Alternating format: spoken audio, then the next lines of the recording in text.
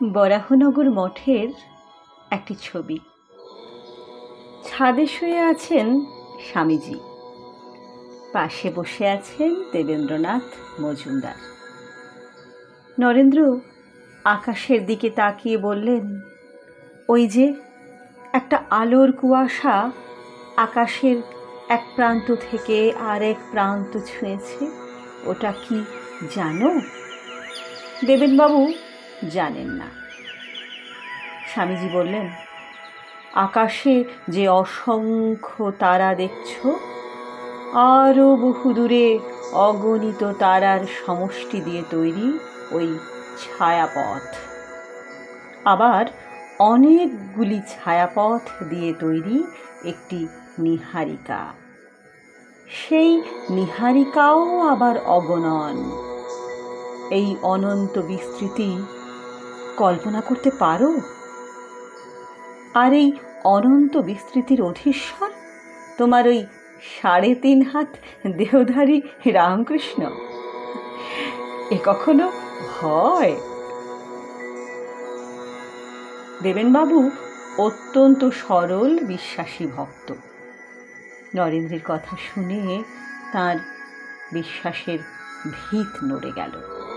তিনি বিপর্যস্ত, নিদ্রাহীন, অশান্ত। এমন সময় তাঁর সঙ্গে গিরিশবাবুর দেখা হলো। তাঁকে নরেনের নাম না করে নরেনের বলা কথাগুলি বললেন। তারপর জিজ্ঞাসা করলেন, এই অনন্তের অধীশ্বর কখনো ক্ষুদ্র মানব দেহধারী হয়? গিরিশবাবু শুনেই বললেন, কে? নরেন বলেছে বুঝি? ওরে, তাকে বলগে যা যে তিনি ঈশ্বর বলেই তো পারেন। কথাটি দেবেনবাবুর মর্মে গিয়ে প্রবেশ করল। সত্যিই তো, তিনি ঈশ্বর বলেই তো সেই অসম্ভবটিও পারেন। তার সংশয় ঘুচে গেল। ছুটলেন বরাহনগরে। নরেন্দ্রকে উত্তেজিত কণ্ঠে বললেন, তুমি আমার বিশ্বাস নড়িয়ে দিয়েছিলে।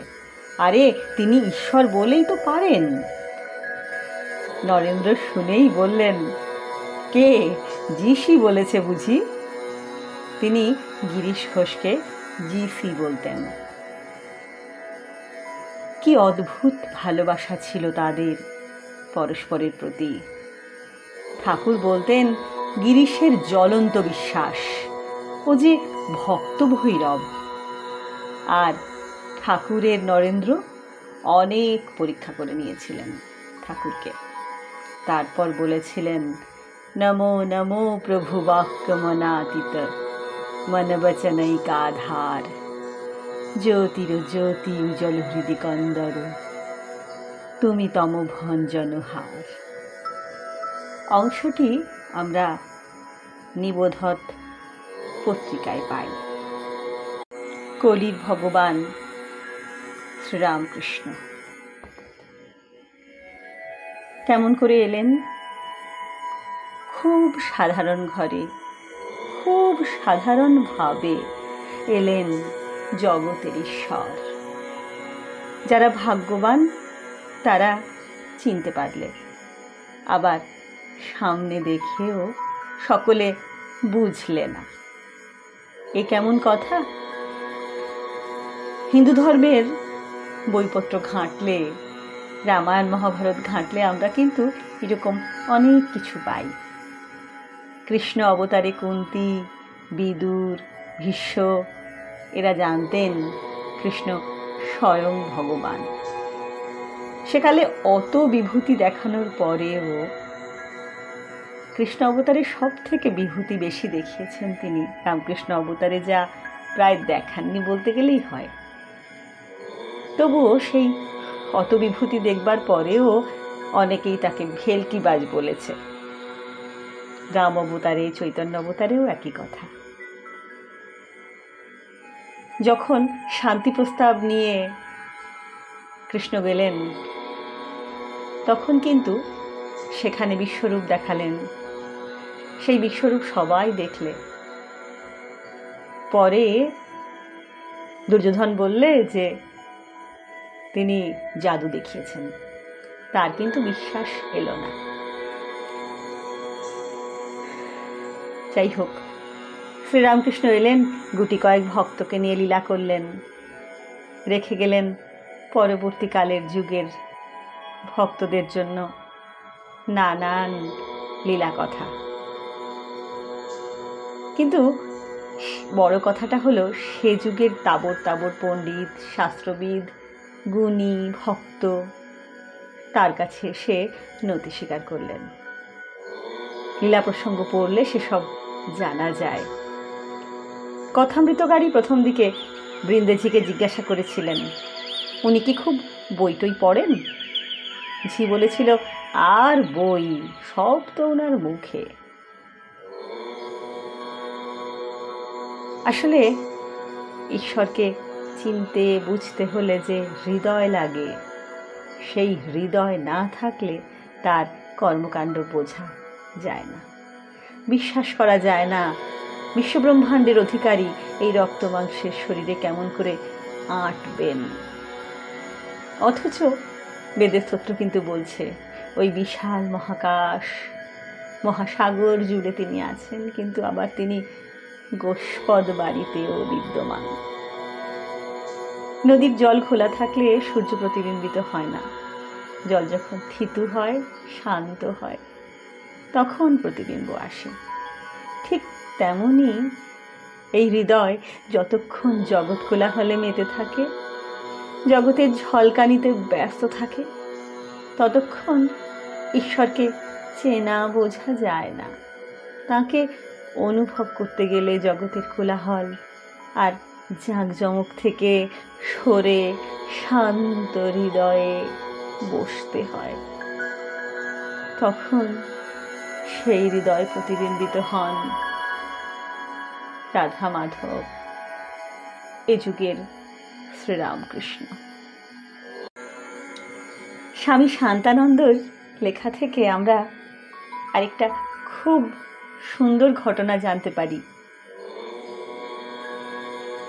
একদিন ঠাকুরের কথা প্রসঙ্গে রামলাল দাদা, মানে ঠাকুরের ভাতুষপুত্র রামলাল চট্টোপাধ্যায়, শান্তানন্দ মহারাজকে বলেছিলেন যে অযোধ্যায় এক যুবক রামাজ সাধু বুঝতে পারলেন যে ভগবান আবার ধরাধামে এই পূর্বাঞ্চলে অবতীর্ণ হয়েছেন।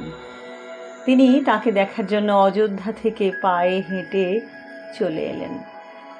আসার পথে তিনি বাংলাদেশে এসে, আমাদের কলকাতার কাছে এসে জানতে পারলেন যে কলকাতার নিকটে, কলকাতার কাছে রামকৃষ্ণ পরমহংস নামে এক বড় সাধু আছেন। খুঁজতে খুঁজতে তিনি দক্ষিণেশ্বরে চলে এলেন। এসেই জিজ্ঞেস করলেন, রামকৃষ্ণ কোথায়, তিনি কোথায়? কালীবাড়ির লোকেরা তাকে বলল যে এই কয়েকদিন হলো তিনি শরীর ত্যাগ করেছেন। এই কথা শুনে সাধুটি বললে, हम इतना तकलीफ करके अयोध्या से उनके वास्ते पैदल चलकर आए और वो शरीर छोड़ दिया। এই বলে খুব কাঁদতে লাগলেন। ওকে কালীবাড়ির সদাব্রত থেকে ভিক্ষা গ্রহণের অনুরোধ করা হয়েছিল, কিন্তু 2-3 দিন না খেয়ে তিনি পঞ্চবটিতে পড়েছিলেন।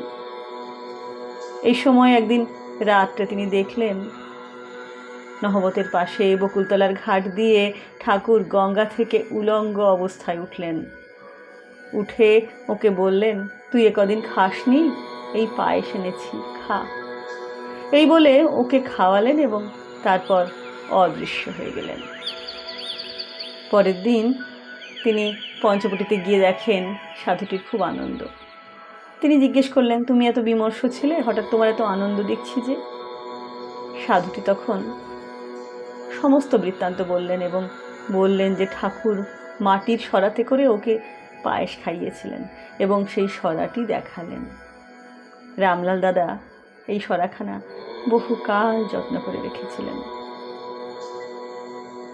স্বামী শান্তানন্দের লেখা থেকে আমরা এই লীলা কাহিনীটি শ্রীরামকৃষ্ণের লীলা কাহিনীটি জানতে পারি।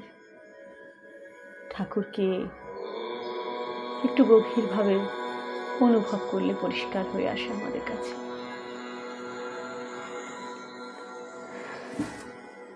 সূর্যের দিকে তাকালে বলে দিতে হয় না যে সূর্য শক্তি উৎস, তার তেজই বলে দেয়, শুধু অনুভব করতে হয়। শ্রীরামকৃষ্ণ জীবনে মরণে মননে পর্ব 5 আজ এই পর্যন্তই। নিবেদনে রাখি দক্ষিণেশ্বর থেকে। নমস্কার। বরা